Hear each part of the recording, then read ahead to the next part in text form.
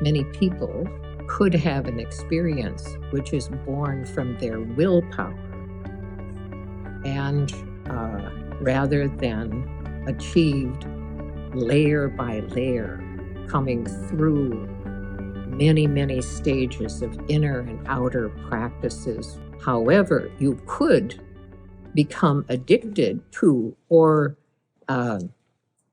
attached to the idea of stillness simply because you're an intelligent person, you're capable of achieving states of mind that other people can't. You should be able to do it.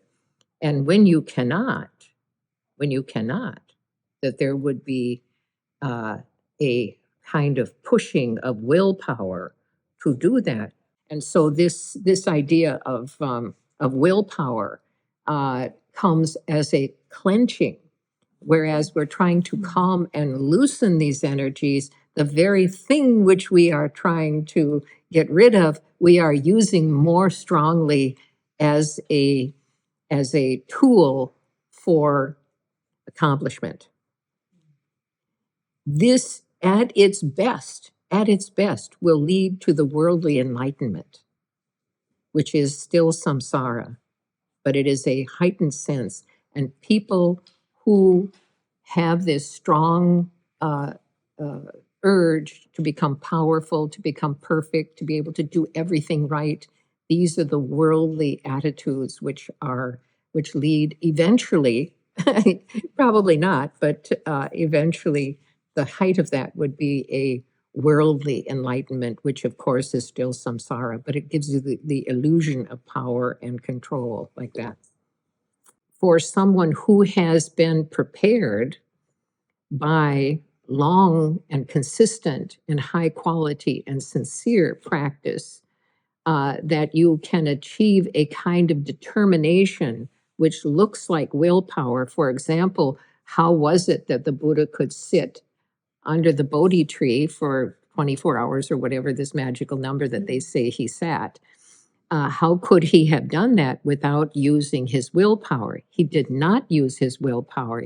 He was absolutely prepared through. I mean, what was he doing in the forest? He wasn't like flitting around like a forest fairy. He was working hard, and he was purifying, and he was creating the causes and conditions for his ability and determination to arise so that he would sit.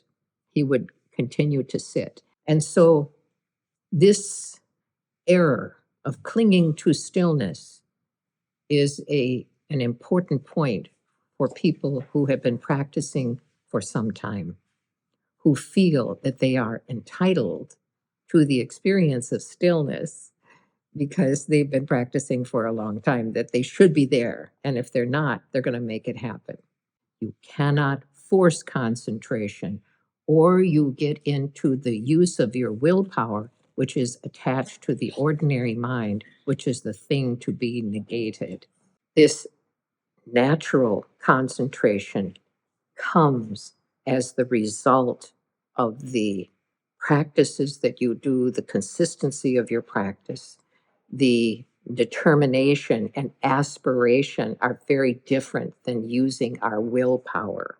When we use logic and reason and aspiration combined with consistency of practice, which is a discipline, then this resilience of mind, this flexibility of mind, not only helps you meditate, it really helps you in daily life.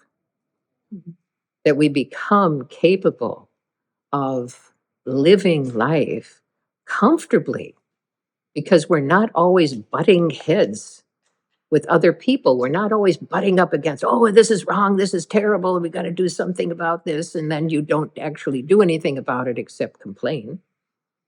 It gives you the resilience to bounce back from difficulties. So I don't know, you could be really sincere. I'm going to assume that you are sincere, but you could also be a little bit escapist.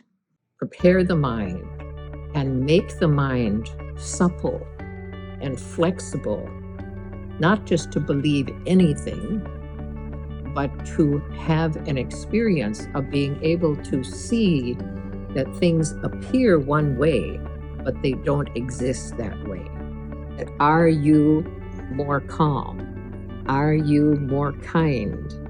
Are you more considerate of others? Are you sincere? These are the things which show your development.